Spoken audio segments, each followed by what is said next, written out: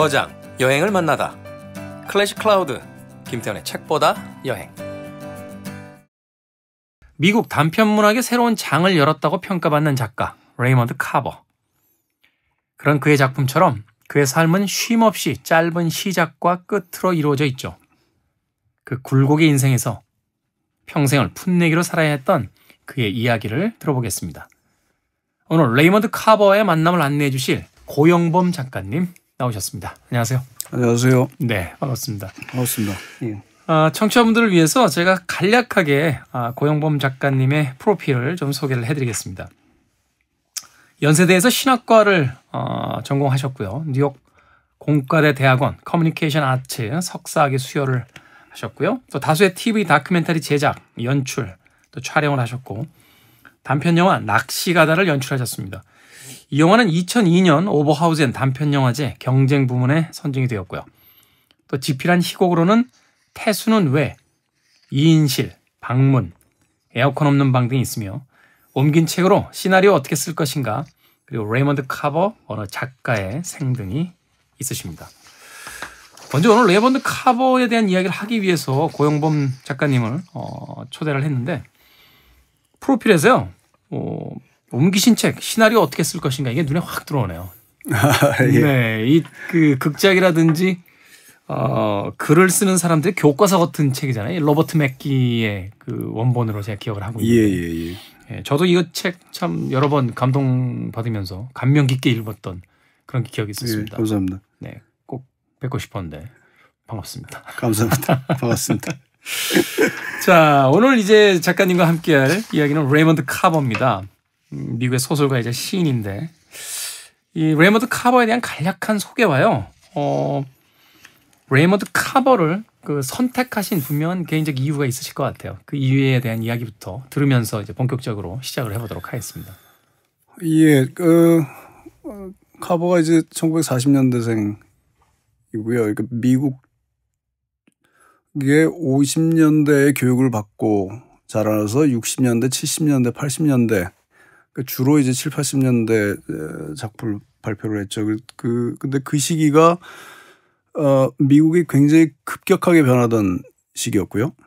그래서 소설에도 그 영향이 그대로 이어져서 뭐 이를테면은 그 비트 제너레이션이 나온 것도 그 무렵이었고 그 영향을 받은 소설들 대표적으로 케루악이니 또 긴즈버그나 예, 뭐 네네. 그런 분들 그다음에 보네거트 같은 사람들 그러니까 그 소위 사실주의적인 그 전에 문학 경향으로부터 떨어져 나간 사람들이죠.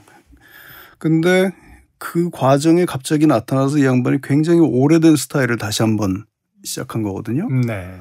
그래서 굉장히 사실적이고 그래서 초기에서부터 그런 이유 때문에 주목을 받았던 점이 있는 거지. 이게 왜 다시 이게 나와야 되느냐라는 거고. 근데 나온 걸 보니까 그 하층민들의 삶을 이야기하고 있고. 그러니까 아마도 거의 즉각적으로 카버의 작품을 주목하게 된 그 동료 작가들이나 선생님들은 19세기에서부터 이 작품의 뿌리를 내리고 있구나라는 거를 거의 아마도 그 문학적 본능이라고 네. 얘기할 수 있을 텐데 주목을 했던 것 같아요. 그리고 카버는 이제 실제로 그 길을 계속 갔고 그게 이제 첫 번째, 두 번째 그 전에 물론 조그만 작품집들이 있었습니다만 그게 이제 제발 조용히 해줘. 번역은 여러 가지로 할 수 있겠지만 그거하고 사랑을 말할 때 우리가 이야기하는 것들 이 두 작품집에 다 묶였고 그리고 세 번째 대성당을 낼 때부터는 거기로부터 벗어나기 시작하죠.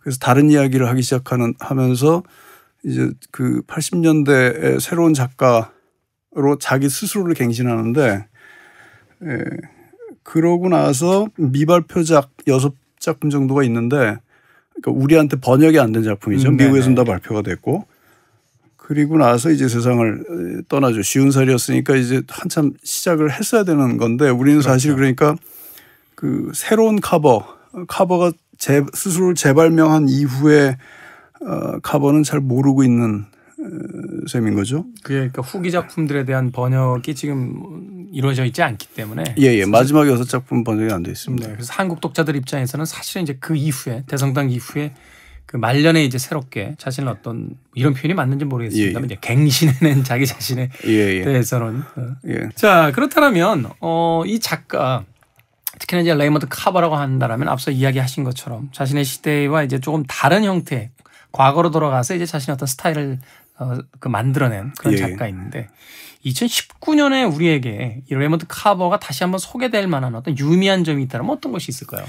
저도 카버를 읽으면서 제일 먼저 생각을 했던 거는 누구냐면 체홉이었었거든요. 안톤 체홉. 예. 안톤 체홉이고 더 올라가면 모파상이나 오헨리 같은 작가들이었고 제가 사실 카버를 처음 그 카버 전기를 제가 번역을 했는데 그걸 하면서 제일 고마웠던 것 중에 하나는 이제 동시대 작가들 60년대 70년대 작가들에 대해서 미국 작가들에 대해서 알게 됐다는 거였고 그 사람들이 굉장히 재밌거든요.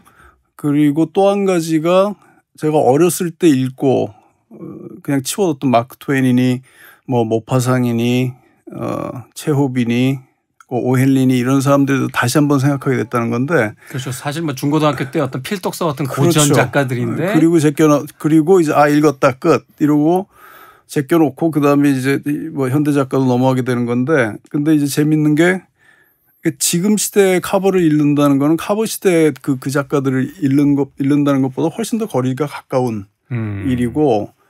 그리고 어떤 시대적인 배경으로 보자면 우리는 여전히 지금 같은 시대 안에 들어있거든요. 카버가 겪었던 시대를 우리가 그대로 겪고 있고 네. 미국의 경우에는 카버가 작품을 썼던 시대가 그 베트남 전쟁 이후 그리고 그 세계적인 구도가 재편되고 이러면서 제조업들이 미국에서 빠져나가고 실업자들이 대량 양산되고 이러던 시점이거든요. 네. 근데 사실 그 배경은 지금 우리가 겪고 있는 이야기들이기도 하고 그리고 그 시대에 카버 시대에 그래서 이제 일종의 노동소설도 많이 나왔는데 우리는 80년대 그 경향들이 끝났잖아요. 일단 그렇죠. 그 이후에 나오지 않았는데 저는 그 이를테면 카버적인 맥락에서도 다시 한번 들여다봐야 되는 지점이 있지 않나 뭐 이런 생각을 좀 하고 있습니다. 네, 말하자면 이제 카버의 어떤 작품들이 쏟아져 나왔던 그 미국의 그 여러 상황이 지금 2019년에 우리나라와 어떤 그 일치하는 부분들이 있기 때문에 카버의 작품을 통해서 그가 가졌던 어떤 문제의식을 좀 들여다본다라면 뭐 우리 시대를 이해하는 데도 사실은 좀 도움이 될 수 있는 그런 유의미성이 있다라고. 예. 제 어리버리한 얘기를 깔끔하게 무슨 말씀이세요? 저도 앞으로 좀 똘똘해지도록 노력을 하고 있습니다. 그런 말씀 안 하셔도 되는 게 저도 그 한참 글에 대해서 고민 많이 할 때 그 번역서를 가지고 주로 예. 자, 그러면 오늘은 첫 시간 1부기 때문에요. 이 거장의 방으로 들어가서 세 개의 키워드를 가지고 그의 삶과 작품에 영향을 줬던 여러 가지 이야기를 나눠보도록 하겠습니다. 그 첫 번째 키워드는 카버와 풋내기들이라고 되어 있습니다. 아마도 이제 그 레이먼드 카버가 작가가 되기 이전에 어떤 이야기를 하고 있는 것 같은데 먼저 그의 어린 시절과 그가 글을 쓰게 된 여러 어떤 계기에 대해서 좀 설명을 해 주시죠. 네. 이 야키마라는 데서 자라났는데요, 카버가. 야키마. 예. 네. 야키마가 어떤 데냐면 그 서부의 워싱턴주, 그러니까 미국 서부의 북쪽이죠. 거기에서 산을 하나 넘어가서 굉장히 큰 산인데 그걸 넘어가서 펼쳐지는 그 평야지대입니다. 그리고 언덕에서부터 이렇게 내려가는 평야지대인데 굉장히 건조하고 네. 그래서 이거 과수원이 많은 지역이에요. 그리고 또 하나는 그 당연히 이제 거대한 산이 있으니까 제재업 미국 그렇죠. 활발했던 데고요. 근데 나무들이 많을 테니까. 예. 네. 그래서 카버가 어렸을 때는 여기가 그 제재소 타운이었어요. 그래서 두 가지 산업이 있었는데 하나는 과일하고 과수하고 거기에서 비롯된 무슨 뭐 통조림 이런 산업이 있고 또 하나가 제재업. 그래서 카버의 그 전 가족 친척들이 다 그 동네에 모여 살았는데 전부 다 제재소에서 일을 했습니다. 거기서 나름대로 상당히 안정되게 살았고 근데 외가나 그 큰아버지 집이죠. 그쪽은 거기에서 이제 그 톱날을 관리하는 기사였었는데 네. 나름대로 제재소에서 단순 노무직하고는 보다는 조금 더 위 직급이니까 일종의 기술직이니까. 예, 여유 있게 살았고 카버 아버지도 그 톱날 관리 기사를 했는데 문제는 이 양반이 술을 많이 마셨어요. 그래서 집안이 항상 약간 좀 불안정했고, 이를테면 카버 헌터에게 갇힌 지역 있었죠. 닫힌 지역이고, 그 친구들 인터뷰를 제가 읽은 적이 있는데 고등학교 시절에 그 친구들이 하나같이 하는 얘기가 자신들한테 단 한 가지 꿈이 있었는데 그건 뭐냐, 야키마를 떠나는 거였다, 이렇게 얘기를 하거든요.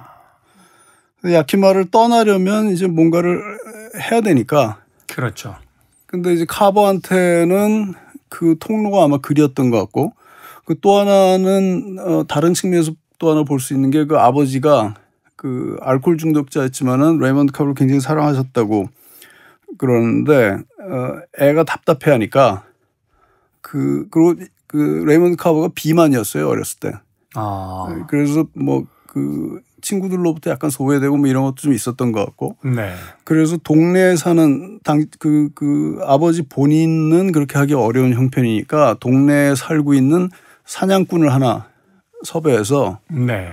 그 사람한테 이제 카버를 데리고 사냥을 다녀 달라 부탁을 한 거죠. 그래서 카버한테 총도 사주고 뭐 이렇게 해서 이제 산을 많이 다녔는데, 그 당시에 잡지들, 그때가 이제 50년대가 잡지의 시대니까 잡지들 중에 그 야외 활동에 대한 잡지들이 많았어요. 네. 사냥, 낚시 이런 거에 대한 것들. 그래서 카버가 자기도 그 사냥과 낚시를 다니면서 자기도 거기에 대한 글을 써서 잡지에 싣고 싶다는 생각을 했던 거죠.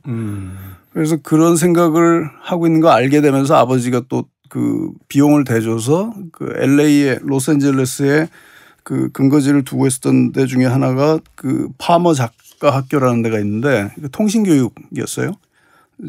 그거를 들을 수 있도록 돈도 대주고 뭐 그러면서 서서히 그 글쓰기 연습을 시작을 하게 된 거죠. 그게 이제 중고등학교 때 일이었던 거로 알고 있습니다. 네. 참 흥미롭네요. 그러니까 어떤 글 자체를 쓰기 위해서 글을 썼던 것이 아니라 그 지역에서 있었던 어떤 그 폐쇄성 때문에 답답해했고 그것을 그 좀 해결해 주기 위해서 아버지가 이제 사냥이라든지 어떤 그 말하자면 또 다른 취미를 이제 주려고 했는데 그 취미에 빠지다 보니 이제 그 취미에 관련된 책을 보기 시작했고, 그 책을 보다 보니 나도 한 번쯤 여기다 글을 실어보고 싶은데라는 충동이 결국 그렇죠. 작가로 이끌게 된 유년의 기억이었다라고 이야기를 해주셨습니다. 근데 이 카버에 대한 일대기를 이렇게 보다 보면 굉장히 어린 나이에 결혼을 한 것으로서 나와 있거든요. 네. 그 레이먼드 카버는 이제 아버지가 알코올 중독이고 그러니까 경제적인 사정이 별로 안 좋았고, 근데 엄마가 굉장히 그 독특한 분이에요. 여러 가지 그 자료들이나 뭐 주변 사람들 인터뷰에서 읽은 바로는 굉장히 독립적인 사람이고 성격이 굉장히 강하고, 그리고 그렇기 때문에 한 직장에서 오래 못 버티고, 그러나 동시에 다른 직장을 금방 찾는 거에 아무런 문제가 없는 유능한 사람이기도 하고 네. 그래서 어느 지역에든 가면 항상 굉장히 빨리 일자리를 찾고, 그러나 굉장히 빨리 그만두고 뭐 이런 사람인데, 그래서 주로 이제 그 식당 웨이트리스 이런 것들을 많이 했던 모양이에요. 근데 그 당시에는 일종의 유원지에 그 놀이공원 같은 데 있는 도넛샵에서 일을 했는데, 이제 레이먼드 카버가 평생 동안 제일 좋아했던 것 중에 하나가 도넛이거든요. 도넛과 초콜릿. 그 비만에도 원인이 있겠군요. 그럼요. 네. 어릴 때부터 뭐 그랬고, 그리고 술이었었는데 술은 나중에 들어왔다가 나간 것이고. 근데 그 엄마가 일을 하고 있는 도넛샵에 가가지고 도넛을 한두 개 집어먹고 뭐 이랬겠죠. 근데 거기에서 그 같이 일하고 있던 여자애를 만나요. 걔도 아르바이트를 하고 있었던 거죠. 그게 이제 그 메리앤 버크라는 그 여자인데 15살이었죠. 근데 메리앤 버크도 굉장히 재밌는 캐릭터예요. 굉장히 똘똘한 여자였고, 그래서 그 시골에서 살았지만은 그 중학교 마치고 고등학교를 갈 때 그 명문 사립고등학교들이 미국에 이제 지역마다 있는데, 거기는 이제 대학을 갈 애들이 가죠. 부잣집 애들이. 근데 거기 여학교였었는데 가난한 애들도 받아줘요. 전액 장학금을 주고 받아주는 식으로 해서 이렇게 다양성을 유지하는 정책을 어느 학교마다 다 쓰는데, 메리안이 이제 그런 경로로 해서 그 학교에 입학을 해서 그 학교의 전형적인 어떤 코스는 졸업을 하고 난 다음에 또 장학금을 얻어서 그 동부에 있는 그 뛰어난 그 전통 있고 명망이 있는 그 여자 사립대학으로 가는 거죠. 그게 일종의 코스군요. 예, 일종의 그 코스죠. 그래서 그런 사립학교를 프랩학교라고 부르기도 하는데 그러니까 대학을 준비하는 학교라고 해서 이제 거기에 진학을 해서 고등학교 2학년 때, 고등학교 4년제인데 2학년 때 이제 여름에 아르바이트를 하다가 카버를 만난 거죠. 그래서 인생이 꼬이죠. 둘 다 꼬였겠군요, 인생. 카버는 꼬였다고 볼 수가 없어요. 제가 생각하기엔. 근데 메리앤은 굉장히 명확한 목표를 가지고 있었던 젊은 여성인데 네. 15살 때부터 자기는 이 학교를 졸업해서 동부에 있는 여대를 가서 법대를 진학한 다음에 법대는 이제 학교를 마친 다음에 다시 2년제 대학원을 또 가야 되는 거니까 법대를 진학해서 변호사가 될 것이다라는 굉장히 명확한 목표를 가지고 있었어요. 그리고 그만한 그 지적인 능력도 있었고 이미 고등학교 1, 2학년 때 히라버 라틴어를 그 공부를 하고 있었고 그 리딩도 굉장히 잘 돼 있는 젊은 여자였었는데 그 문학과 고전에 대한 이해가 깊었다는 게 그게 함정이었죠. 말이 통하는 남자를 만난 거군요. 그렇죠. 알고 보니까 이게 얘기를 좀 해보니까 이 동네에서 처음 보는 네. 종류의 인간이네 이렇게 된 네. 거죠. 그래서 아무튼 굉장히 어린 나이에 임신을 했는데 임신을 했으니까 이제 학교를 다니기가 어렵죠. 마치 그런데 임신한 몸으로 대학을 가는 거는 불가능하니까 거기서 무리니까. 이제 거기서 끝나죠. 그래서 카버는 근데 메리앤이 굉장히 똑똑하고 헌신적인 사람이었기 때문에 그리고 카버를 처음에 만나서 사랑에 빠진 이유가 그 사람이 가지고 있는 문학적인 소양 때문이었기 때문에 카버가 작가가 되도록 도와주겠다는 결심을 아마 했던 것 같아요. 그 어린 나이에. 예. 그리고 생활력도 워낙에 강하고 어릴 때부터 일을 하면서 지냈기 때문에 그래서 카버를 전심전력을 다해서 서포트를 하죠. 서포트를 해서 사실은 그래서 그 카버는 인생이 꼬인 게 제가 보기엔 전혀 없고 굉장히 큰 덕을 받고 그리고 메리앤 카버가 대단한 인물이에요. 제가 생각하기엔. 그러네요. 10대 나이에 예. 자신의 꿈을 한꺼풀 접어둔 상태에서 자신이 사랑한 남자를 작가로 만들어주겠다는 결심을 한 여성이라고 한다라면 나중에 인터뷰를 보면은 그 메리앤 카버가 한 얘기 중에 굉장히 인상적이었던 게 그 카버의 글쓰기는 우리 온 집안 식구의 사업이었다 이렇게 얘기를 하는 게 있었어요. 표현이 예사롭지 않네요. 그렇군요. 어린 시절을 외톨이를 지냈고 그를 그래도 이 폐쇄된 공간에서의 어떤 숨구멍을 터주기 위한 아버지의 노력으로 레저를 시작했는데 그것을 가지고 이제 글쓰기를 시작하고 그 이후에 이제 결국 메리앤을 만나서 결혼하게 되는 과정까지가 작가로서 이제 그 레이먼드 카버가 출발하게 되는 제 1단계의 어떤 과정이다. 네, 이렇게 볼 수 있겠군요. 자, 그렇다면 두 번째 키워드 보도록 하겠습니다. 카버를 말할 때 우리가 이야기해야 할 사람들이라고 되어 있습니다. 먼저 앞에서 그 메리앤에 대한 이야기를 통해서 이제 최초에 이제 작가가 되는 과정에서의 첫 그 후원자 아닌 후원자를 이제 만나게 되는데 그 이후에도 이제 이 레이먼드 카버가 작가로서 성공하게 되는 길목마다 중요한 인물들이 있었네요. 그 인물들에 대한 이야기를 조금만 들려주시죠. 예, 이 레이먼드 카버가 왜 우리말로는 그 인복이 있다 그러잖아요. 그렇죠. 그 전형적으로 그런 경우고, 그러니까 카버가 고등학교 때도 뭐 학력이 대단히 좋았던 것도 성적이 대단히 좋았던 것도 아니고, 그래서 그 캘리포니아 주로 내려오면서 그 치코 주립대라는 데를 들어가게 돼요. 근데 거기 입학을 했는데 거기에 존 가드너라는 선생이 있었어요. 네. 근데 이게 재밌는 게 아이오와 대학원의 지금 창작 프로그램이 유명하지 않습니까? 근데 그게 이제 30년대부터 그 학과들하고 창작을 전공한 학자들을 길러내기 시작하는데 이 무렵이 이제 거기에서 1세대 박사학위 소유자들이 막 쏟아져 나오던 한참 활발하게 쏟아져 나오던 시기였어요. 그러니까 존 가드너가 이제 그 중에 한 사람 아이오와에서 창작으로 박사를 받은 사람이었어요.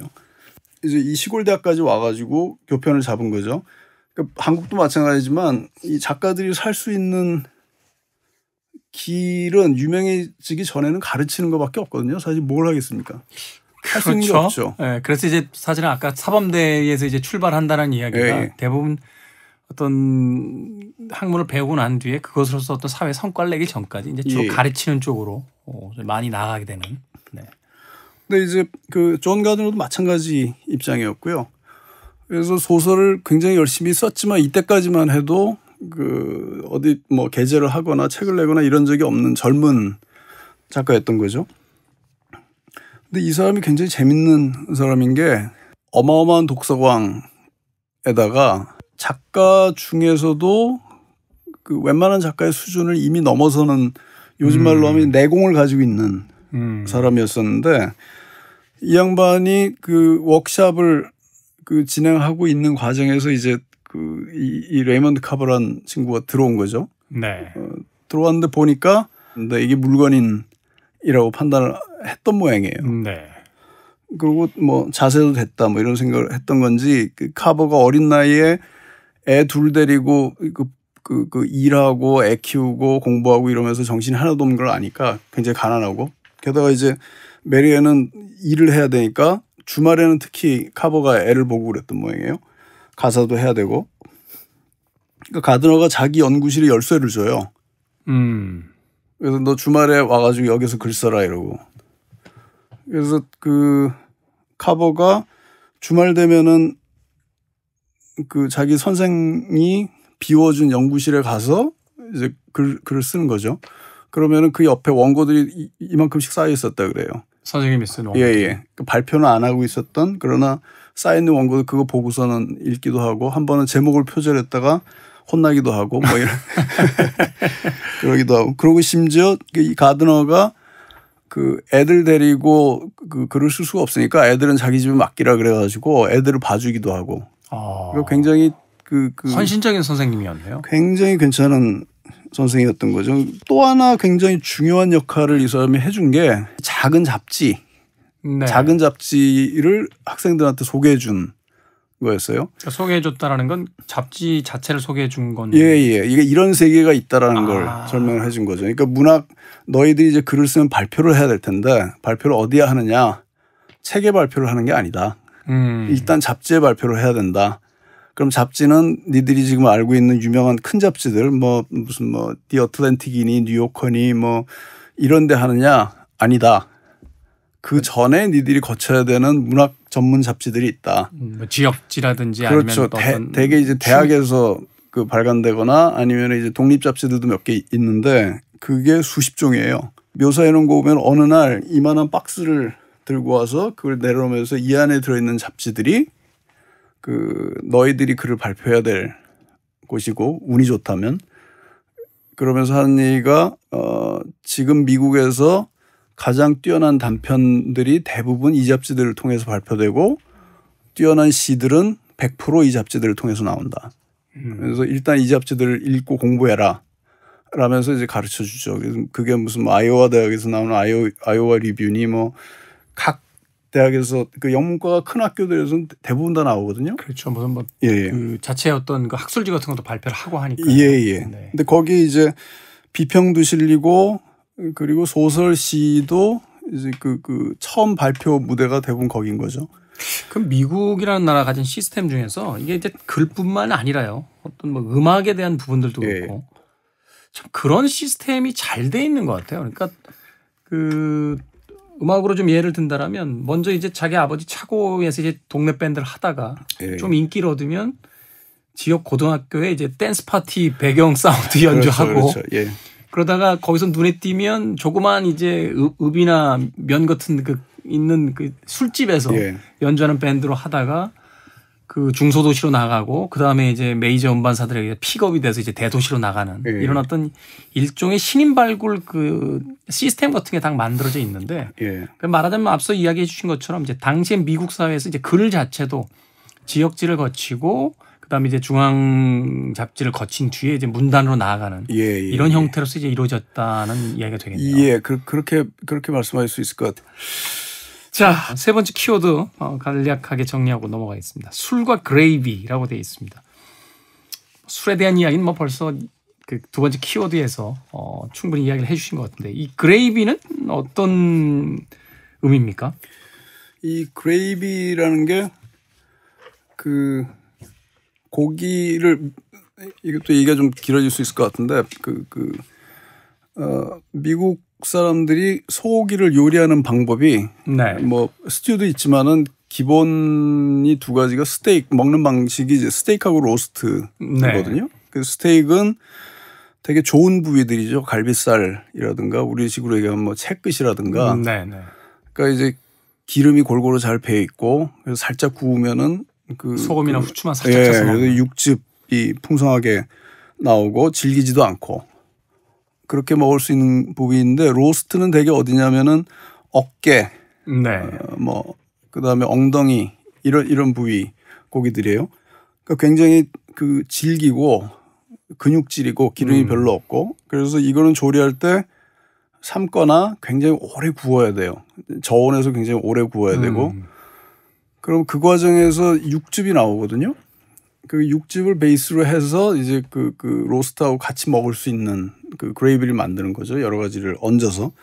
근데 이 로스트 그 천천히 굽는 아마도 제 생각에 카버가 그 그레이비라고 표현한 게 이제 자기의 좋았던 시절을 이야기하는 건데 그러니까 40대 10년이죠. 그 40살에 술 끊고 난 다음에 죽을 때까지 그 시절을 이제 그레이비의 시절이라고 부르는데 네. 근데 사실은 그게 좋았던 시절을 이렇게 그 육식주의자답게 이렇게 표현을 한 건데 아마 거기에는 제 생각에 그 고기를 구웠던 기간이 당연히 들어있는 거죠. 그 구운 기간이 없으면 그레이비가 나올 수가 없으니까요. 근데 그 구운 기간이 그 화덕에 들어가 있었던 그 10년 술 마시고 돌아다닌 10년과 그 전에 뭐 공부하는데 바쳤던 20년 그러니까 20대와 30대를 얘기하는 거겠죠. 그래서 그 그레이비라는 게 이제 그렇게 해서 그 화덕 속에 들어가서 어쨌든 살아남아서 나와 보니까 아주 맛 좋은 육즙이 좀 고여 있는 거죠. 이렇게 얘기해서 좀 미안하지만 근데 카보 본인이 쓴 표현이니까 그러니까 잘 구워져 있는 20년 지나고 보니까 잘 구워져 있는 고기 덩어리가 큼지막하게 있고 그걸 맛있게 먹을 수 있게 하는 그레이비가 또 있고 그러니까 그걸 이제 누리는 시간이 된 거죠. 말년의 10년이라는 게 맛을 보는. 예. 드디어 이제 보통 사람들에게 과일이 익었다고 표현할 텐데 이 양반은 그레이비에 육즙이 고인. 예, 그러니까 그 야채 별로 안 좋아하고 이런 사람이어가지고 고기 좋아하는 사람이라서 이렇게 표현을 한 것 같아요. 그게 이제 그레이비가 마지막에 그 자기가 암 걸려서 곧 죽을 거라는 거 알고 그때 쓴 시의 제목이 그레이비거든요. 지난 10년 동안 모든 게 그레이비였다. 그래서 고마웠다. 이건 사실 그레이비라는 건 또 한편으로는 그냥 고기만 먹어도 되는데 거기에 얹어 먹으라고 준 거니까 이거는 어떤 엑스트라인 거죠. 예. 그 순전히 덤으로 주어진 그러나 이 고기를 제대로 먹을 수 있게 만들어 해준 어떤 축복, 은혜 다른 말로 바꾸자면 제 생각에 그런 거인 것 같은데 워낙에 일상어로 모든 걸 말하는 사람이니까. 그러네요. 작가로서의 어떤 그 깊은 고뇌가 있었고 그 삶에서의 어떤 질곡이라든지 자신의 어떤 글쓰기에 대한 여러 가지 어떤 방해 요소에 대한 고뇌. 그렇지만 또 그 기간을 이제 버텨냄으로써 비로소 어떤 작품들이 세상과 만나는 기까지의 그 시절을 이제 자신의 그레이비 시절이라고.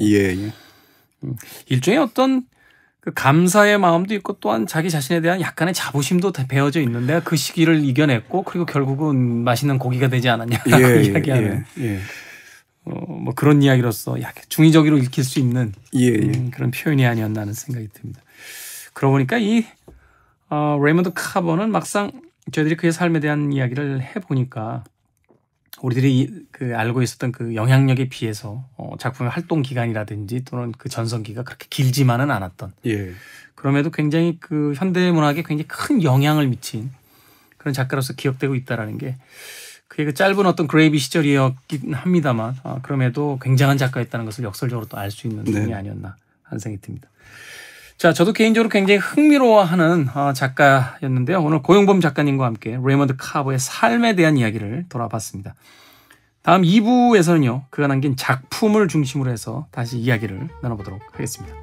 1부 감사드리고요. 2부에서 뵙겠습니다. 예, 감사합니다.